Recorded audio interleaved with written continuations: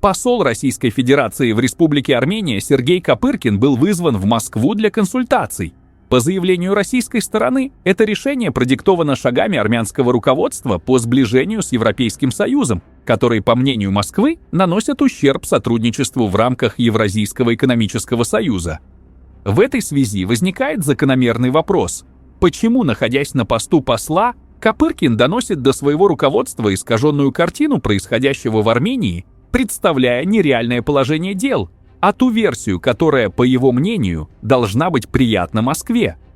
На фоне недавнего совместного заявления президентов России, Беларуси, Казахстана и Кыргызстана о якобы необходимости проведения в Армении общенационального референдума о вступлении в ЕС или пребывании в ЕАЭС, возникает закономерный вопрос: а где же были эти демократические порывы раньше? Давайте напомним нашим союзникам. В каком году подобные референдумы проводились в самих России, Беларуси, Казахстане или Кыргызстане перед вступлением в ЕАЭС? Ответ очевиден: ни в каком. Никто не спрашивал мнения граждан, никто не устраивал всенародных голосований. Более того, такого референдума не проводилось и в самой Армении, когда принималось решение о вступлении в этот союз. После того, как Армения на протяжении 4 лет вела переговоры с ЕС о подписании соглашения об ассоциации и зоны глубокой и всеобъемлющей свободной торговли и успешно завершила их к июлю 2013 года, 3 сентября 2013 года, сразу после поездки в Россию и встречи с Владимиром Путиным, тогдашний президент Армении Серж Саргсян неожиданно, даже для своего ближайшего окружения, объявил, что Армения отказывается от соглашения с ЕС и вступает в таможенный союз, предшественник ЕАЭС. Тогда никто не поднимал вопрос о необходимости референдума, точно так же, как ранее не спрашивали мнения граждан и в других странах Союза. Характер угроз, под которыми Саргсян был вынужден принять это решение, в Армении понятен без дополнительных объяснений. Итог оказался наглядным. Уступки под давлением не предотвратили угрозы, а лишь привели к их реализации. Знаете, что это напоминает? Старый анекдот, где один человек учит другого жизни, живя при этом в полном беспорядке. Наш ответ на это демократическое предложение прост. Когда Армения будет готова к стратегическому выбору, мы решим это сами, без ультиматумов и без оглядки на тех, кто боится собственного народа. Что для нас удобнее? Удобнее – это когда правила игры прозрачны, суды независимы, а экономика строится на технологиях, а не на политическом шантаже ценой на газ. ЕАЭС сегодня – это замкнутая система, где интересы одной страны доминируют над всеми остальными. Армении же нужен выход на глобальный рынок, где нас оценивают по качеству продукта и честности институтов. Мы больше не хотим быть заложниками чужих политических амбиций. Мы хотим быть субъектом, а не объектом. Этот путь мы выберем исключительно сами, на настоящем референдуме, когда придет наше время. Современная Армения – демократическое государство, в котором повторение подобного сценария исключено.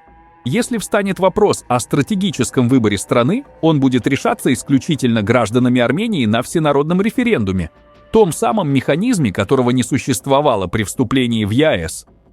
Совместное заявление 4 президентов носит сугубо декларативный характер, не имеет юридической силы и не содержит инструментов реализации. По сути, это попытка вмешательства во внутренние политические процессы Армении, продавленные Александром Лукашенко и Владимиром Путиным ради навязывания обществу фигур, удобных Москве. До 7 июня 2026 года, когда в Армении состоятся парламентские выборы, остается совсем немного времени. После этого весь поток угроз и ультиматумов сойдет на нет. Как только граждане Армении окончательно отправят в политическое прошлое прокремлевских деятелей – Кочаряна, Карапетяна и Царукяна. На этом фоне показательно выглядят данные социологии. Согласно опросу компании Brevis, проведенному для International Republican Institute, среди определившихся избирателей партия «Гражданский договор» получает около 65% голосов. Такой результат позволяет правящей силе уверенно рассчитывать на большинство в будущем парламенте, а при благоприятном распределении мандатов и на конституционное. Именно поэтому Кремль, осознавая слабые позиции поддерживаемых им политических сил, делает ставку не на прямую смену власти, а на дестабилизацию. По данным аналитических источников, администрация президента России через подконтрольные медиа и сети влияния системно продвигает тезис о якобы стремительной потере поддержки Николом Пашиняном и скором завершении его политической эпохи. Однако социология говорит об обратном, что и объясняет нарастающую информационную кампанию со стороны Москвы. В российском медиапространстве вокруг Армении в последнее время творится откровенный сюрреализм. Одна и та же среда придумывает повестку, обсуждает ее, создает проблемы, затем героически их решает и тут же сама себя опровергает. Возникает ощущение параллельной Армении, существующей исключительно в воображении российских СМИ, политологов и чиновников. В этой вымышленной реальности Армения то якобы выходит из Евразийского экономического союза, то в ее продукции внезапно находят опасные вещества, то запускаются новые угрозы. При этом газ в Европейский Союз продавать готовы, а Армению пытаются пугать ограничениями из-за сближения с Европой.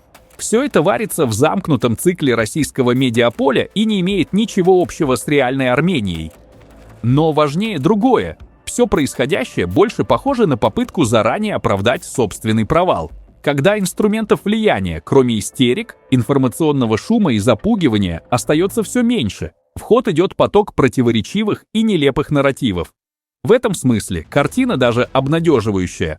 Со стороны она выглядит уже не пугающе, а комично, вызывая скорее улыбку. Сегодня в России рассуждают о том, как выгодно Армении оставаться в ЕАЭС, и почему ей не стоит идти по пути европейской интеграции. И параллельно звучат старые мантры: да кому она нужна и куда она денется. В итоге рисуются две параллельные Армении. Одна беспомощная, другая слишком важная, чтобы позволить ей двигаться в сторону Европы, хотя все давно разъяснено. Когда придет время стратегического выбора, решение примут исключительно граждане Армении на всенародном референдуме, а партнеры по ЕАЭС будут просто поставлены перед фактом. Даже если итогом станет отказ от вступления в ЕС, страна все равно выиграет, переняв европейские стандарты прав человека, институтов и качества жизни. Остается вопрос: чем именно мешает желание улучшить жизнь граждан Армении скрипам или страху показать, что рядом можно жить иначе? Отдельно стоит тема газа. В российских пабликах активно продвигается тезис, что Армения якобы покупает газ почти по себестоимости, по $165–175 за 1000 кубометров.